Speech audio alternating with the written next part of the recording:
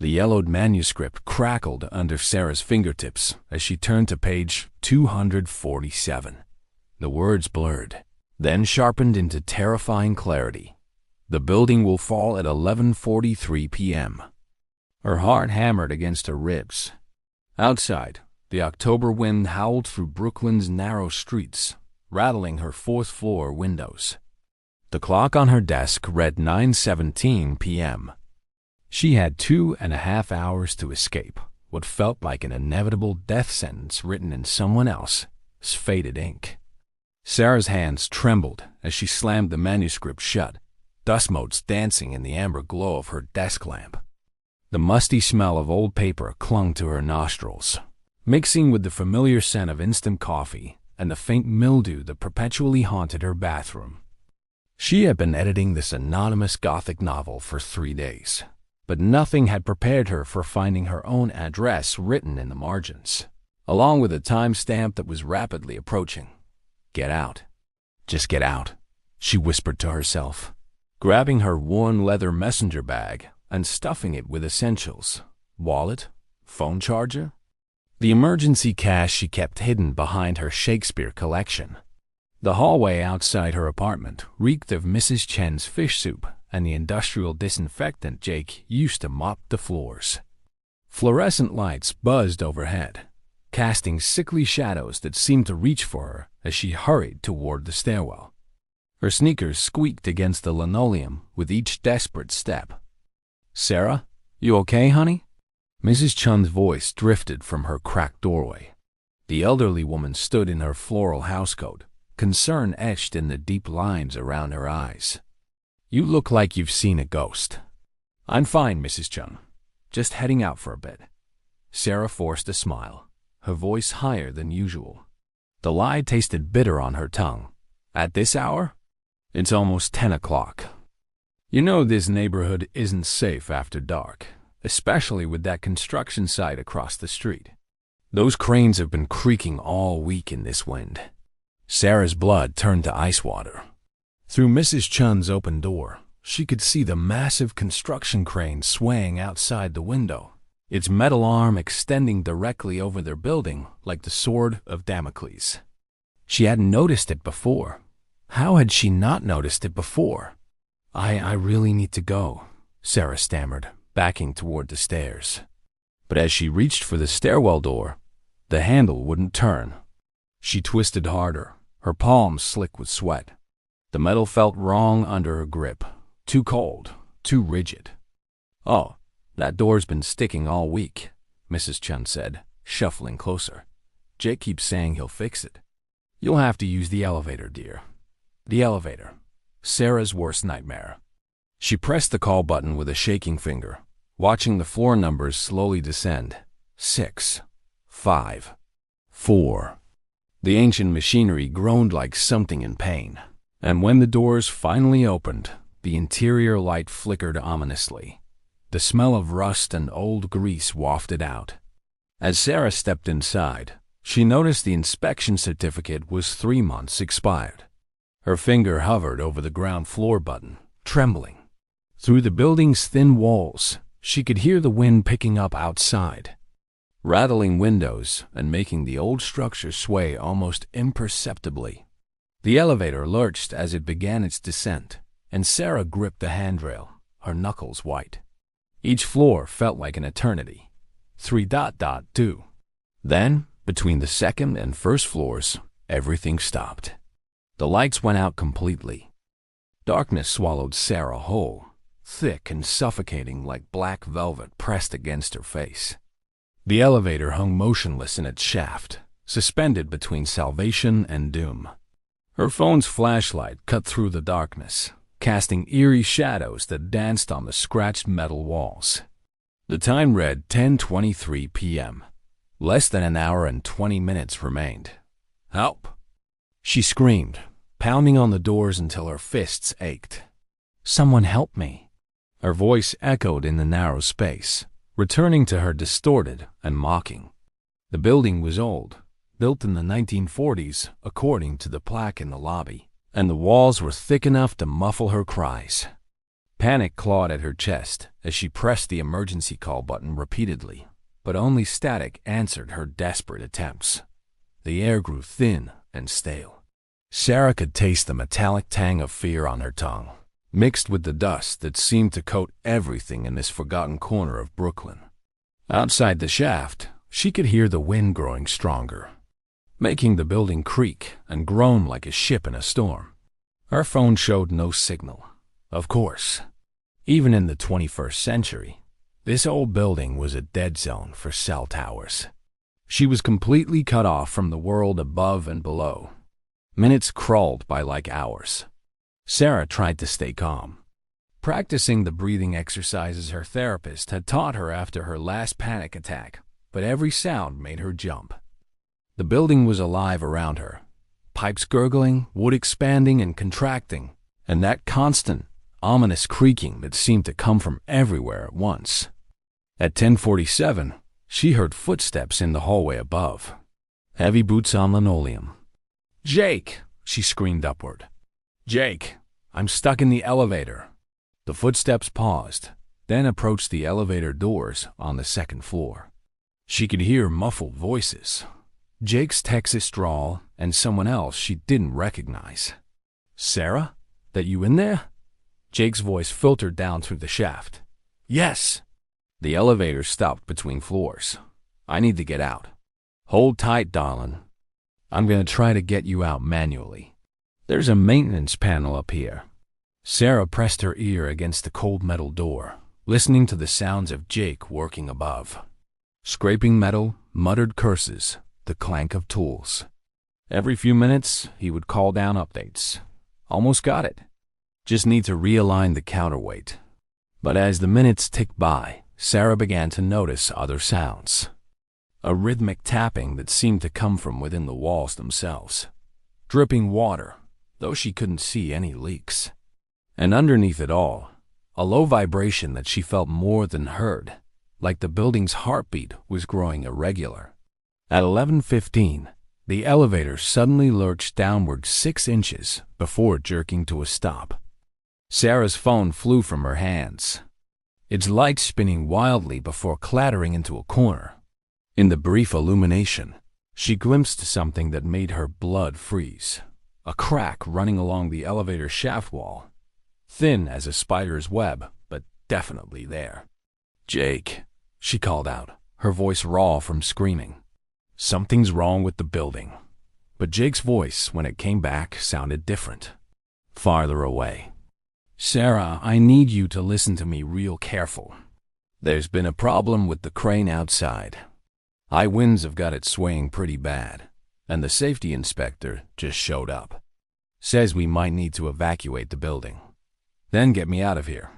I'm trying, but the elevator's safety system locked down when it detected the building movement. It's designed to prevent the car from falling." But ... double quotes.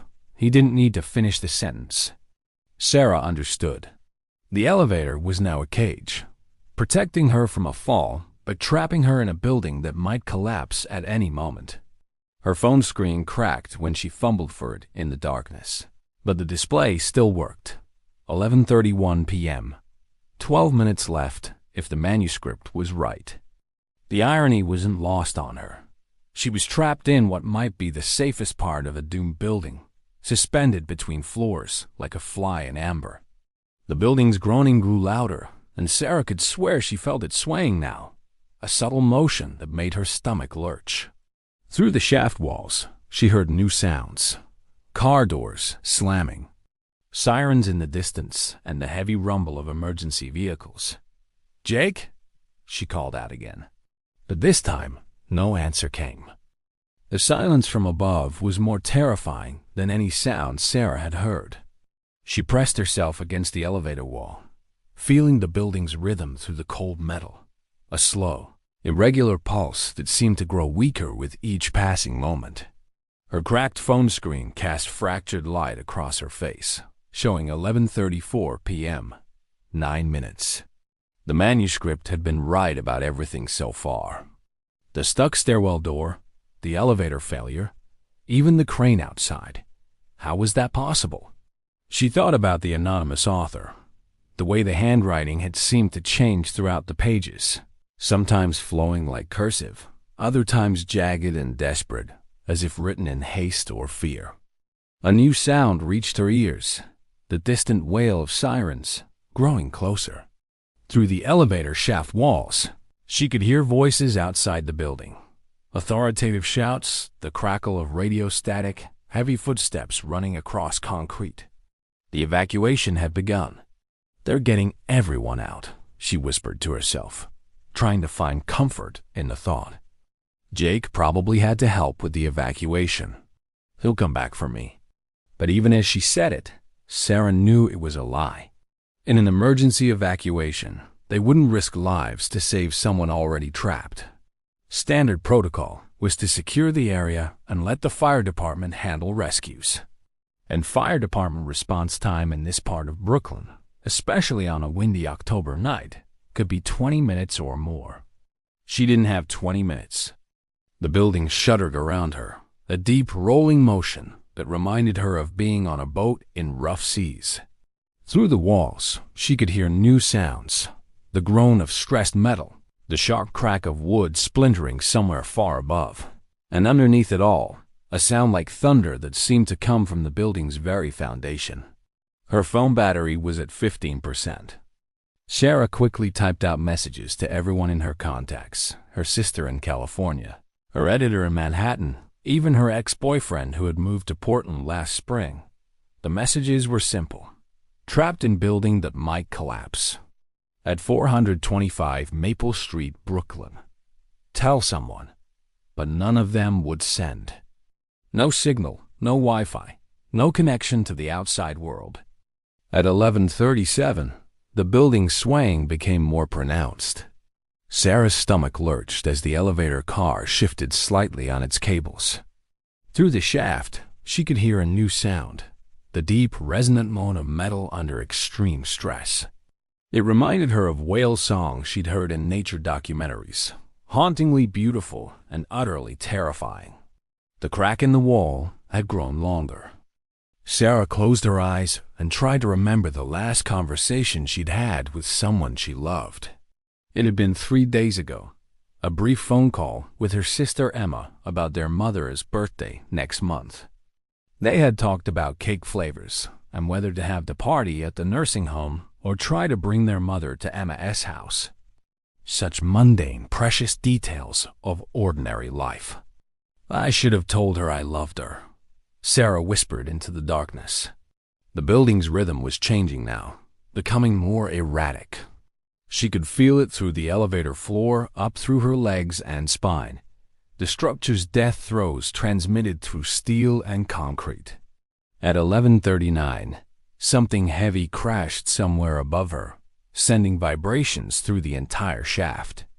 Dust rained down from the ceiling, coating her hair and shoulders with decades of accumulated grime. Her phone showed 3% battery.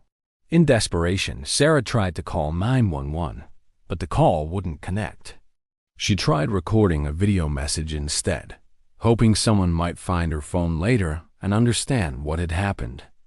"My name is Sarah Mitchell," she whispered to the camera, her voice steady despite the chaos around her. "It's 11:40 p.m. on October 18th. I'm trapped in the elevator at 425 Maple Street in Brooklyn. There was this manuscript. I know it sounds crazy, but it predicted all of this. The building is going to." The elevator lurched violently, and her phone slipped from her fingers again, clattering into the corner where its light flickered once and died. The darkness was complete now, broken only by occasional flashes of emergency vehicle lights filtering through cracks in the shaft walls. 2 minutes left. Sarah pressed her back against the wall and closed her eyes, listening to the building's final song, a symphony of breaking glass, splintering wood, and screaming metal that rose to a crescendo as the structure prepared to surrender to gravity and time. In the darkness, she thought she could smell something new, not the familiar sense of her building, but something else entirely. Fresh air, rain, the clean smell of the outside world. Growing stronger, as if the barriers between inside and outside were beginning to dissolve. 1 minute. In the absolute darkness of her metal tomb, Sarah's mind began to drift, seeking escape from the terror that surrounded her. She thought about the manuscript that had started it all, its yellowed pages filled with elegant prose about death and inevitability. Who had written it, and how had they known? The building's death song grew louder around her, a cacophony of structural failure that seemed almost musical in its rhythm. Somewhere above, glass shattered in rapid succession, like a xylophone being destroyed one note at a time. The elevator cables sang their own tune, high-pitched whines under extreme tension that reminded Sarah of violin strings about to snap. She pressed her hands against her ears, but the sounds came from everywhere. Through the walls, the floor, even the air itself seemed to vibrate with the building's agony. At 11:42, the elevator car dropped another inch, jerking to a stop with a sound like a gunshot that echoed through the shaft. 1 minute left, if the manuscript was accurate. In that moment of suspended terror, Sarah's mind made an impossible connection. The handwriting in the manuscript, she had seen it before. Not in another book or document, but somewhere more intimate, more personal. Her own journal from college. But that was impossible. The manuscript was clearly old, its pages aged and brittle, its binding cracked with decades of wear. She had been 22 in college, studying journalism at Columbia, living in a different apartment, a different life. She had never written fiction, never created stories about death and premonition. Yet, as she recalled the manuscript's pages, she could remember writing them. Not the physical act, but the thoughts behind the words. The careful construction of each sentence designed to create maximum dread. She remembered deciding that the protagonist should be a writer, that the setting should be an old building in Brooklyn, that the death should be both inevitable and ironic. The elevator shuddered again, and Sarah realized the truth with crystal clarity. She had written her own death. Somehow, across time and possibility. She had authored the very story that was now playing out around her. The manuscript wasn't a prediction. It was a script, and she had been following it perfectly, making every choice exactly as the unknown author had intended. But if she had written it, she could change it. She could break free from the narrative, make different choices, alter the outcome. There had to be a way out that the story hadn't accounted for. With desperate determination, Sarah felt around the elevator floor until she found the access panel she remembered seeing in movies. Her fingers found the edges, and she pulled with all her strength. The metal gave way with a screech that was lost in the building's larger symphony of destruction. Below the panel was darkness, but she could feel air movement. The elevator shaft continued downward to the basement level. If she could climb down the cables, maybe she could reach the basement and find another way out. It was dangerous, probably suicidal, but staying in the elevator was certain death. The building groaned around her, and she felt rather than heard a deep rumble that seemed to start in the foundation and work its way upward. Through the walls, emergency sirens wailed their electronic song, but they sounded farther away now, as if the first responders were pulling back to a safe distance. Sarah lowered herself through the access panel, her hands finding the thick elevator cables. They were still warm from the friction of the failed machinery above. The shaft below was a throat of absolute darkness that seemed to swallow her completely. As she began to climb down, hand over hand, she could feel the building's movement more acutely. It wasn't just swaying now. There was a fundamental shift in its structure, as if something essential had finally given way. The cables vibrated under her hands like massive guitar strings, and she had to fight to maintain her grip as the building's death throes grew stronger. Halfway down to what she hoped was the basement level, Sarah felt something warm and wet on her hands. In the darkness, she couldn't tell if it was her own blood from rope burn or something else entirely. The metallic smell mixed with the dust and made her gag. The rumbling from above grew louder, And she could hear new sounds now. The rapid-fire percussion of debris falling, the whistle of wind through broken windows, and underneath it all, a sound like thunder that seemed to be approaching from above. She climbed faster, her muscles burning with the effort, her hands raw and slippery on the cables.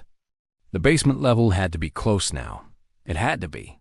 At 11:43, exactly as the manuscript had predicted, Sarah felt the building shudder one final time. Not the gradual swaying she had felt before, but a sudden decisive movement that seemed to involve every beam, every joint, every carefully balanced element of the structure. In the darkness below her, she glimpsed a faint light, the basement level finally within reach. She never felt herself fall. Time became elastic in the basement darkness.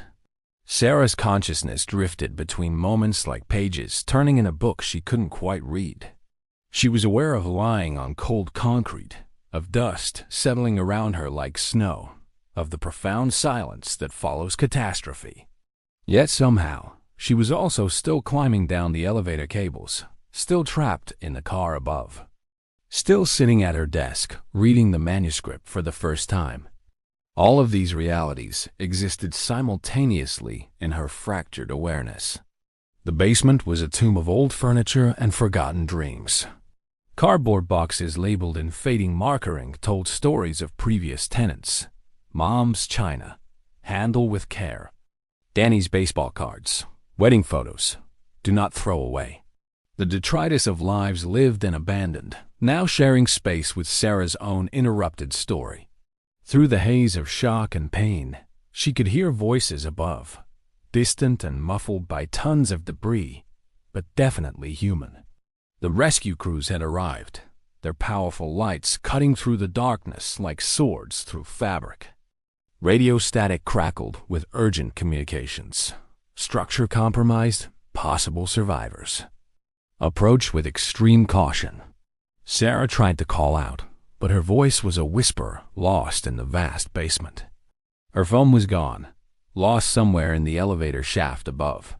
The darkness pressed against her like a living thing, heavy and patient and inexorable. In this strange suspension between life and death, she began to understand the manuscript's true nature. It hadn't been a prediction or a warning. It had been an invitation, a doorway between what was and what could be. Written by someone who understood that stories have power. That narrative can reshape reality itself. She remembered her college creative writing professor, Dr. Morrison, talking about the relationship between author and character. When you write someone truly well, he had said, they begin to write themselves. The best characters are those who surprise their creators, who make choices the author never planned. But what happened when the character was yourself? When you were both author and protagonist, creator and creation? The manuscript had been her attempt to break free from the conventional narrative of her life. The struggling writer, the failed relationships, the slow descent into mediocrity and regret. By writing her own death, she had tried to author her own meaning.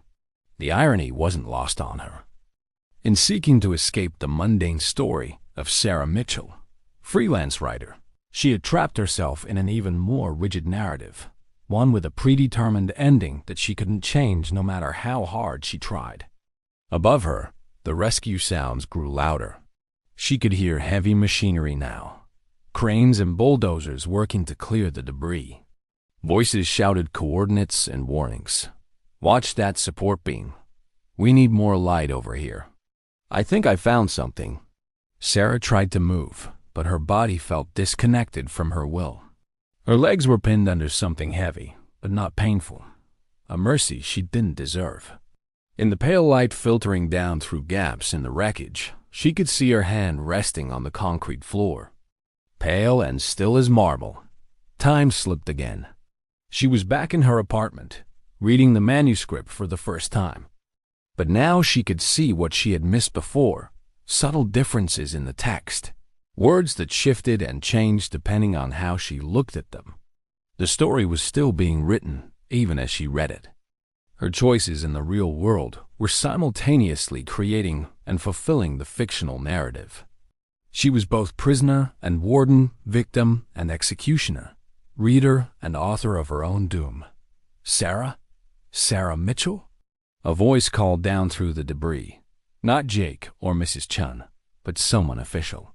A firefighter or paramedic. Can you hear me? We're coming to get you. She wanted to respond, but the words wouldn't come. Instead, she found herself thinking about the ending she would have chosen if she could rewrite the manuscript now. Not death or dramatic rescue, but something quieter, more honest. Sarah Mitchell, freelance writer, who discovered that the most important stories are the ones we tell ourselves about who we are and who we might become. The voices above grew clearer, closer. Flashlight beams penetrated the basement darkness, and she could see her rescuers now. Figures in yellow gear moving with practiced efficiency through the maze of debris. They were talking to her, asking questions she couldn't answer, but their presence filled the space with something she hadn't felt in hours. Hope. But hope was just another story, wasn't it? Another narrative she was telling herself to make sense of senseless circumstances. The manuscript had taught her that much.